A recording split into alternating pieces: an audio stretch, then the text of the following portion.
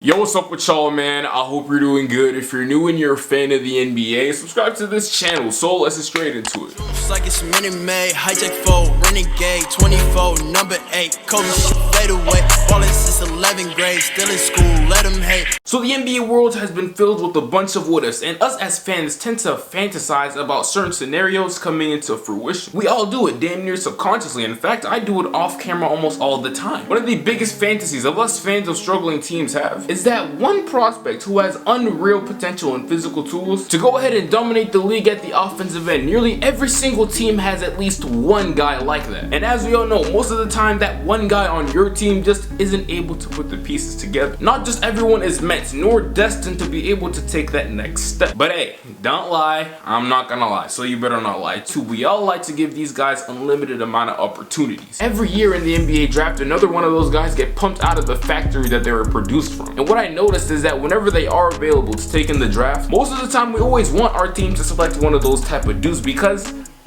why not? The excitement and the phrase that we all love to use, and I quote, all he has to do is just ... and he becomes a star in this league. You already know how this goes. You played this game before, and I certainly have too. Wait just a second. Right before I get into my bag, I gotta leave a message because once I'm in my bag, I'm in my bag, and it's serious. January 19th, this right here is finally here. The Applied Pressure hoodies that I finally released last year are gonna be restocked. And if you want to support the staple of this channel and also one of your favorite small creators on this platform, go ahead and copy one on the 19th. I promise you, your cool points jump by like 10. You can find them on my clothing site. I'll put the links down below in the description when that time comes. But now, let's get to what you all came here for.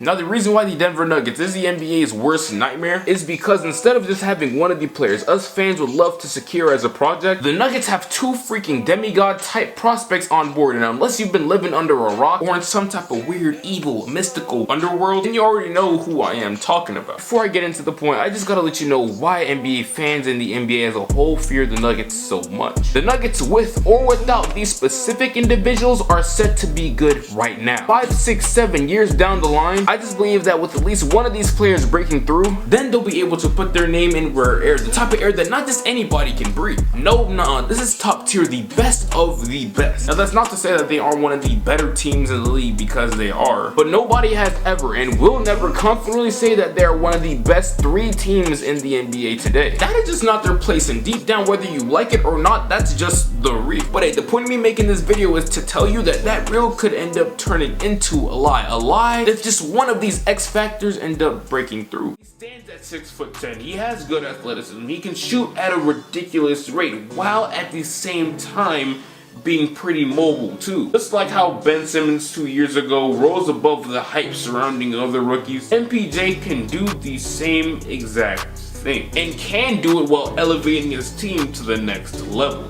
Since that video has been created and published onto this platform, literally every single thing said in that video still stands to this day. And if anything, the roars of this prospect just got a heck of a lot louder. But the lion is still being tamed in his cage for precautionary reasons. The lion that I'm talking about is out here roaring every other night, showing hella flashes, looking just as unstoppable as many thought he could be in spurts. The reason being is because of his horrid injury at college. He's been recovering for the last damn near 2 years. All the rehab work that he's done is bound to be paid off soon because of how well he's played on the court. He looks 50 times better than he did before the injury. The fluidity, the quick first step, and solid athleticism is still there. The only thing that Michael Porter Jr. is missing from his game is the consistency. But that's obviously to no fault of his own. No type of consistency can be built nor formed or maintained without getting minutes. And this season so far, I swear to God, this man can go anywhere from playing 20 to 25 minutes a night to damn near 6 or 3. He plays garbage time, and that leads him to have little to no impact on the game. His time will come though, as his short, tantalizing performances continue to drive fans nuts. The coaches and organization are already picking and choosing on who to let go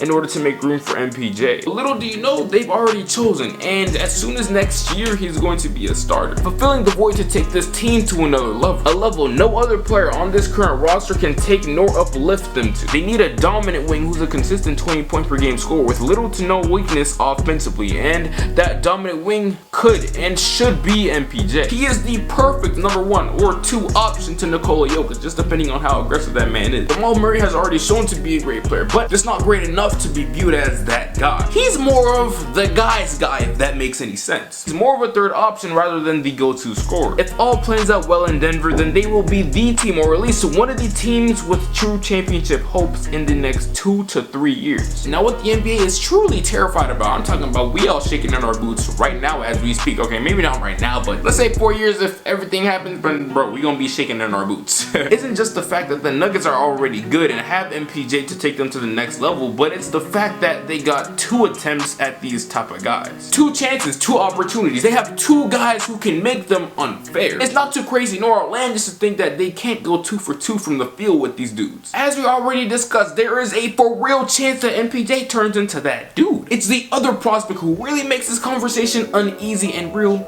tense. It's getting hot in here, I ain't gonna lie. Bobo, just like MPJ of last year's draft, has a real identical storyline. A storyline that details crazy hype and expectations, but got derailed by health issues and teams being overly cautious. But just like MPJ, this could totally play out to Bobo's favor. Last year, thanks to Luka and Trae Young taking the league by force, MPJ was able to, dare I reference from my old video?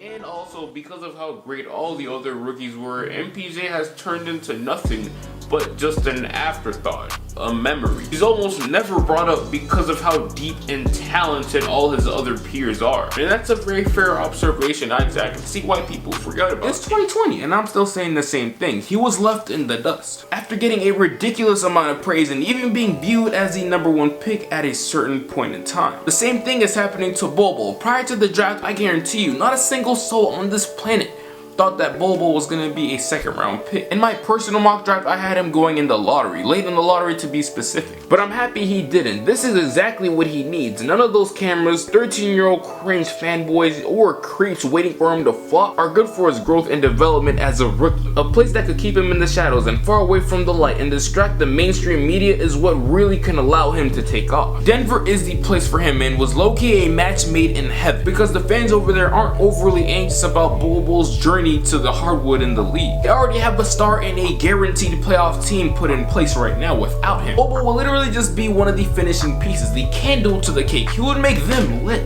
Now, since he's been drafted, he hasn't seen the court yet. He's been playing for the Windy City Bulls. Now, for the few people who are going to be confused, I just want to let you know that the Denver Nuggets are one of the 2 teams in the league who do not have a G League team yet. So with permission, he's able to join the Chicago Bulls G League team.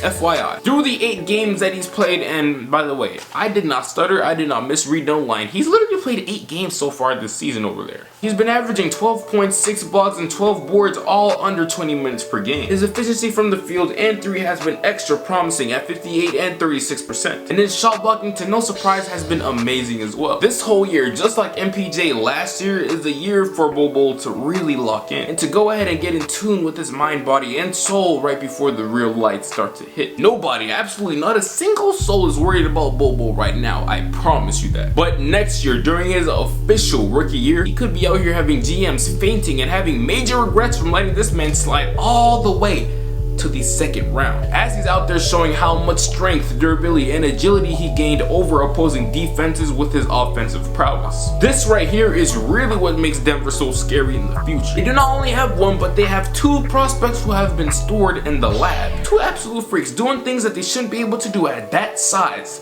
just chilling and charging up like Krillin. Woo.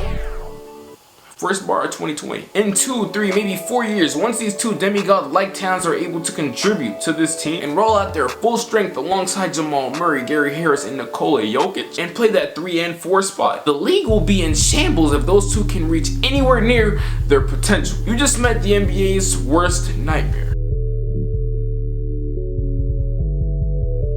This is the end of the video though, man. I really do appreciate you for coming over here on my channel and seeing what I have to talk about today. That is extremely dope of you if you didn't know already. But before you go ahead and leave a few messages, of course, I want you to leave a like on this video, share this video with a couple of your friends, and also comment down below and let me know your thoughts. And right before you leave and do your thing, again, make sure you go ahead and prepare yourself for this launch on January 19th. That's on a Sunday, I believe. So go ahead and do your thing once that day comes. I'd really appreciate it. But yeah, man, besides all that, I hope that you make your day great. But until then, I'll get right with you. No way, remember back when I couldn't get a play, no home, I ain't have a place to stay, I got to work, made it serve, free the way, told my girl who'd ever